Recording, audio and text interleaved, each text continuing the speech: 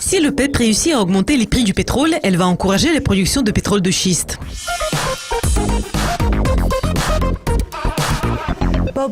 Bob, bienvenue dans notre studio à Genève. C'est un plaisir de vous accueillir. Merci Céleste, je suis ravie de vous revoir. Aujourd'hui, nous allons parler de l'industrie pétrolière.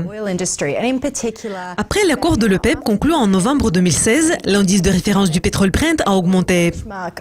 La Russie a rejoint cet accord et le prix du pétrole a atteint $57 le baril en janvier. Actuellement, le prix s'établit près du niveau de $50 le baril. Donc, quelle est la dynamique de ce marché?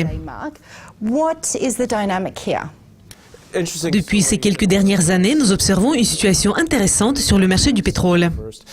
Cette situation doit être examinée dans un contexte plus large. Il y a probablement 3 grands acteurs qui créent le dynamisme sur le marché.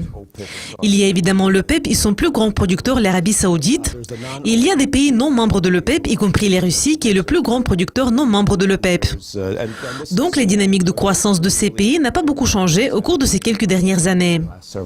Mais il y a également un autre acteur vraiment important sur ce marché. Ce sont les États-Unis qui ont fait une sorte de révolution, ayant développé la production de pétrole de schiste, la fracturation, et en général la production de pétrole léger de réservoirs étanches.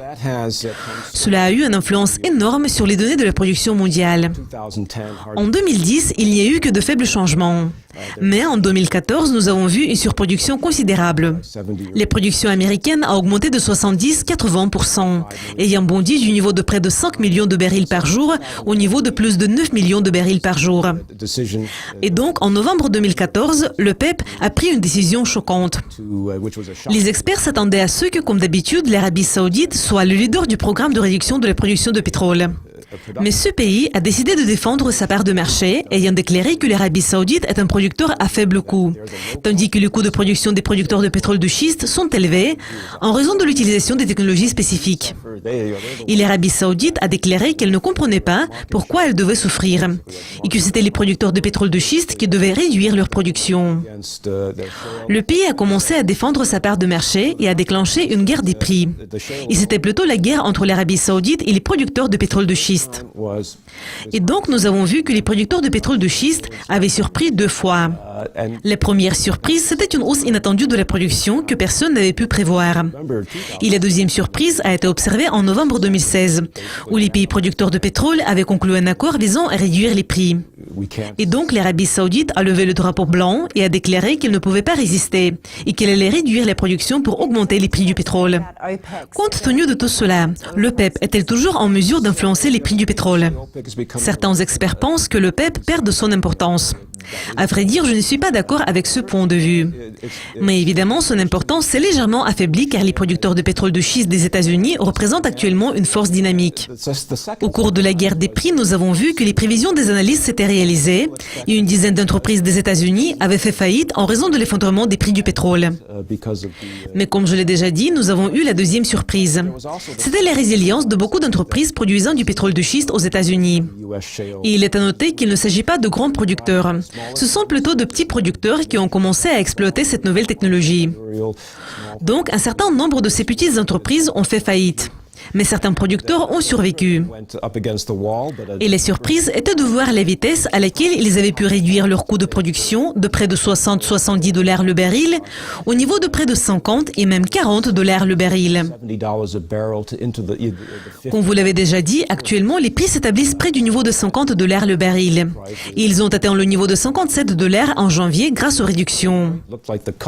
Mais ce prix était assez élevé pour aider à renouveler la production de pétrole de schiste aux États-Unis.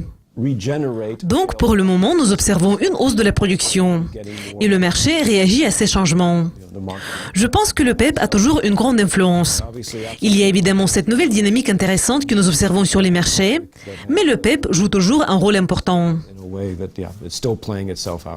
Bob, pensez-vous qu'il y ait à nouveau une lutte pour la part de marché ou que les réductions de production se poursuivent? Il y a récemment eu une réunion de l'OPEP au Qatar où les membres avaient discuté de la possibilité de prolonger l'accord qui réglementait les réductions de production seulement jusqu'à la fin de juin. Et les pays producteurs de pétrole parlent actuellement de l'extension de l'accord conclu. S'il s'agit des réductions de production de l'OPEP, ce qui est important, c'est la dynamique interne de l'OPEP. Il semble qu'en général, l'OPEP respecte les quotas de production qu'elle a établis. Cependant, il y a des preuves que l'Arabie saoudite a fait des réductions plus importantes que les autres pays et qu'il y a des membres qui ne respectent pas strictement l'accord. En plus, il y a également beaucoup de pays non membres de l'OPEP, y compris la Russie qui est un des plus grands producteurs non membres de l'OPEP. Et ces pays ne respectent pas l'accord sur les réductions de production de pétrole. Mais nous pensons que le programme de réduction de production de pétrole va se poursuivre à l'avenir. Cependant, nous voyons actuellement que les réductions de production n'apportent vraiment pas de résultats attendus. Cela ressemble à un cercle vicieux, car si l'OPEP réussit à augmenter les prix du pétrole, elle encourage la production de pétrole de schiste. Donc c'est une sorte de piège. Évidemment, tous les producteurs veulent gagner beaucoup d'argent en produisant du pétrole, car les budgets de beaucoup de pays sont basés sur la production de pétrole. Mais pour le moment, ces pays ne peuvent pas atteindre leur objectif. Bob, c'est un plaisir de vous accueillir dans notre studio. Merci de votre participation et de vos commentaires sur le marché du pétrole. Merci de m'avoir invité. Cela conclut notre interview avec Robert Pilar. Mais si vous avez aimé cette vidéo, n'hésitez pas à laisser vos likes et à donner des commentaires sur notre site internet dukascopy.tv.